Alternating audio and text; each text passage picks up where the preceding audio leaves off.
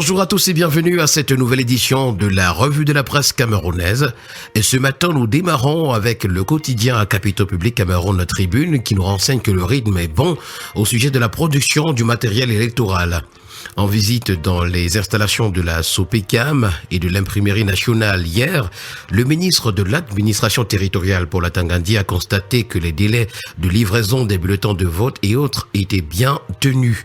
L'information est à retrouver aux pages spéciales de Cameroun Tribune dédiées à cette information, notamment les 5 à 8. Mutation pour sa part s'intéresse au match Cabo Verde contre le Cameroun, match remporté par le Cap-Vert, 1-0.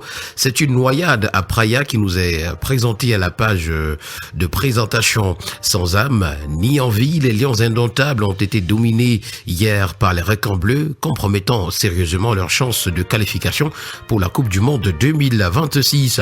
Le quotidien L'Info à chaud en parle également lorsqu'il titre Cap-Vert 1, Cameroun 0, l'indomptabilité brisé comme brise ce matin pour la voix des jeunes. S'agissant de cette qualification pour le mondial de 2026, les Lions sont en danger.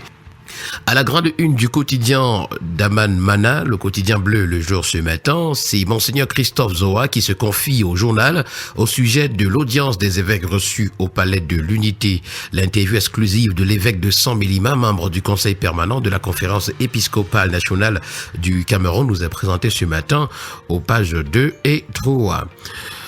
Qualification pour la Coupe du Monde également 2026, ce sont les Lions qui savent qu'ils sont en danger, nous renseigne également le journal ce matin. Nous poursuivons avec le tri hebdomadaire, la météo qui s'intéresse au Palais de l'Unité, toujours avec ses consultations, et ce sont les chefs traditionnels du Sud qui maintiennent Nomgui. Ils ont à cette occasion réitéré avec force et conviction leur affection et soutien indéfectible à Paul Biya, leur candidat à la présidentielle du 12 octobre prochain. Et puisqu'on parle toujours de cette présidentielle ce matin avec le quotidien Vert Émergence, on écoute plutôt Mamadou Mouta sur la coalition. Il dit « Nous ne sommes pas pressés de courir vers des horizons incertains ». Et dans une interview qu'il a accordée au journal, le président national par intérim du MRC estime que le parti dont il a la charge veut bâtir une coalition qui soit le gage d'une véritable alternative. Toujours s'agissant de cette présidentielle, l'état-major de Paul Biya pour la campagne est à retrouver ce matin à la page 6. Ce matin également, le quotidien régional d'information du Nord Cameroun, l'œil du Sahel de Guibaï Gaitama, nous conduit à Méganga où le Biya a saisi 2 armes lourdes. C'est à retrouver en page 3. Pour le quotidien Le Citoyen, on parle de démocratie et médias. Le devoir de mesure est à retrouver à la page de présentation. Et à l'approche de l'élection présidentielle de 2025, la presse est appelée à exercer son rôle avec rigueur, informer sans déformer, analyser sans attiser et puis expliquer sans diviser. Expression économique, l'hebdomadaire pour sa part parle de paiement des impôts et taxes. C'est une unité pour contrôler les hautes personnalités et qui est à retrouver ce matin. D'ailleurs, c'est le ministère des Finances qui a réactivé et renforcé les pouvoirs de cette entité chargée du suivi fiscal du président de la République, des membres du gouvernement, des directeurs généraux et assimilés. Avec le quotidien d'information républicaine, le drapeau, on parle de couverture vaccinale et c'est Gavi qui félicite le Cameroun.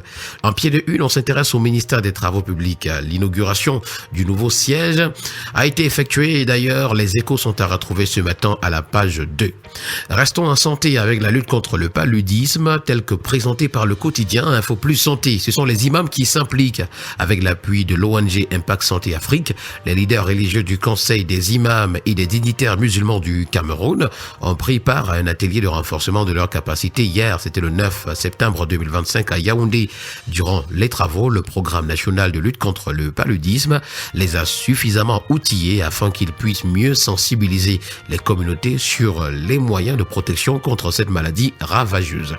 Et puis médecine traditionnelle, le défi de la mondialisation, c'est à retrouver également. Nous poursuivons le périple de ce matin avec le quotidien Eco News qui s'intéresse au manuel de procédure en ressources humaines et nous le présente comme l'arme secrète du ministère du Tourisme et des Loisirs pour contrer l'opacité. En savoir davantage, c'est parcourir les colonnes du Eco News. Le premier quotidien économique de la zone CEMAC, l'économie pour sa part, s'intéresse à la CEMAC ce matin. Les barrières aux frontières continuent de plomber les échanges commerciaux, nous renseigne le journal. Le sujet sera donc à nouveau sur la table des chefs d'État de la communauté économique et monétaire de l'Afrique centrale qui s'est réunie ce jour à Bangui en République centrafricaine. Et puis en Algérie, ce sont des investisseurs qui s'imprègnent des opportunités qu'offre le Cameroun. Nous poursuivons toujours en économie et cette fois-ci avec Ecomaton qui parle de finances publiques. C'est le Gabon qui table sur un budget 2026 de 7 233 milliards de francs CFA en hausse de 72%. Et puis transfert d'argent, pourquoi MoneyGram suspend les transactions entre les États de la zone CEMAC. C'est à retrouver en parcourant les colonnes du journal. Nous allons mettre un terme à cette revue de la presse ce matin avec la présidentielle encore affichée à la grande une de Le Messager. C'est Pierre Kouemo qui est dans la jungle du septentrion.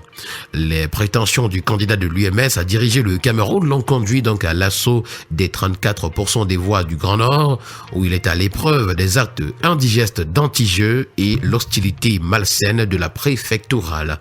C'est à retrouver. Et puis rentrée des classes, péril sur les manuels scolaires à retrouver également ce matin, notamment à la page 9.